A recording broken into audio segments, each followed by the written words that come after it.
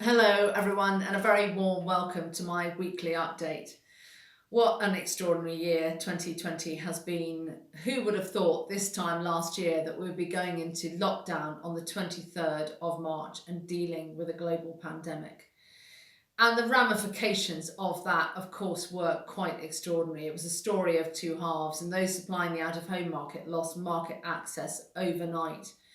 And we have worked consistently and solidly in making sure, wherever possible, that those markets came back on stream and supporting you, our members, through that very, very challenging journey. And I know the ramifications of which are still being felt and certainly will be felt in the years ahead as well.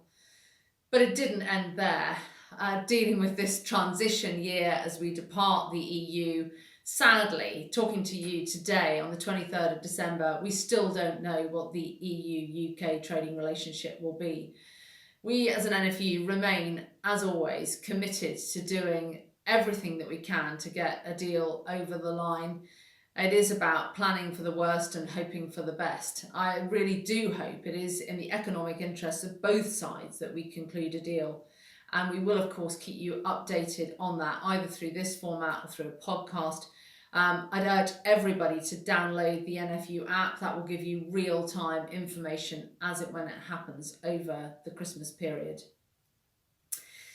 But it's been a journey, I guess, of really, for this country, recognising that food matters, that food production is important. You remember me telling you about that one poll research that we've been monitoring since 2012 on food security, which last year was round about the 75% mark of people surveyed felt that we should be producing more food. We saw it rocket on the back of COVID to 86% of people saying we should be producing much more food here. And I was delighted yesterday to hear Steve Barclay, the Chief Secretary at Treasury, when he talked about the importance of the Global Seasonal Workers Scheme, 30,000 that has been committed to by government. And he said that, this is about lower food miles. This is about making sure that we are not putting more stress on the world's infrastructure by extending food miles, that we have the capability and should be producing our food wherever possible in this country. Those comments really resonated well. But legislation in, I guess, every part of our farming businesses, it doesn't end with a future immigration policy and access to a competent, reliable workforce. We've also been focusing on the future agricultural policy, pulling together the Sustainable Food and Farming Scheme white paper proposal for government, getting this alliance of other farming organisations to work with us to co-design it.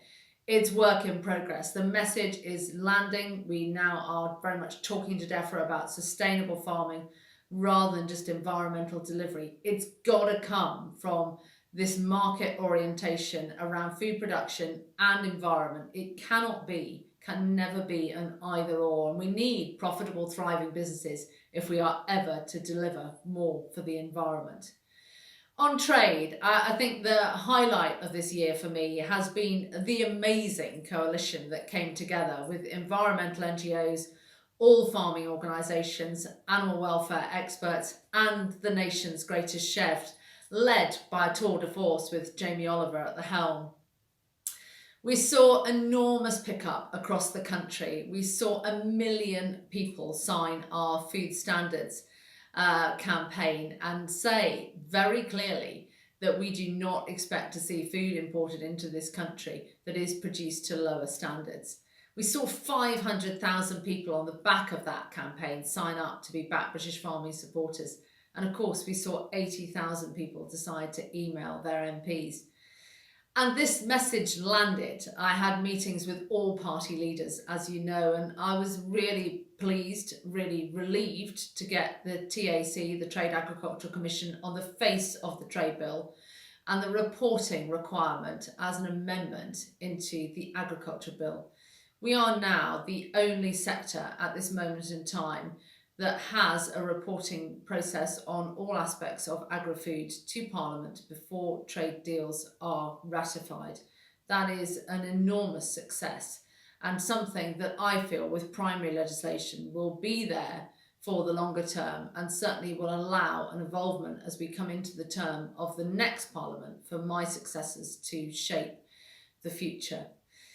It's been, for you and your farming businesses, I know, a very challenging year. We had one of the worst winters on record last year. It rained throughout. We've had a challenging harvest for many parts of the country with, again, extreme weather events. And we face the worst of all evils, really, for farming businesses, which is uncertainty about the future.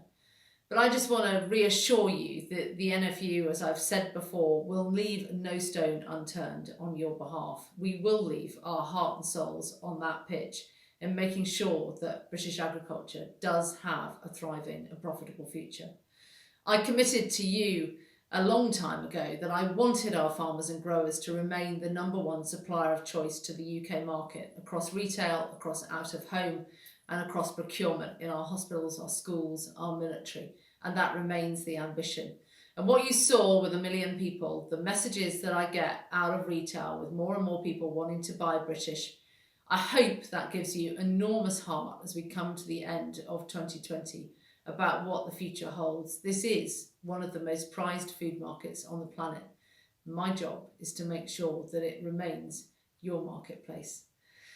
And with that, I say a very, very happy Christmas to all of you on behalf of myself, on behalf of John Davis as President of NFU Cymru, my Deputy President Stuart Roberts and Vice President Tom Bradshaw, all our commodity chairs and all members of NFU staff. We really do wish you the very best, and we look forward to working with you in 2021, which I hope will be a little bit more peaceful for all of us. I hope it will bring some clarity, some much needed detail, and hopefully conclude our trading relationship with our closest trading partner.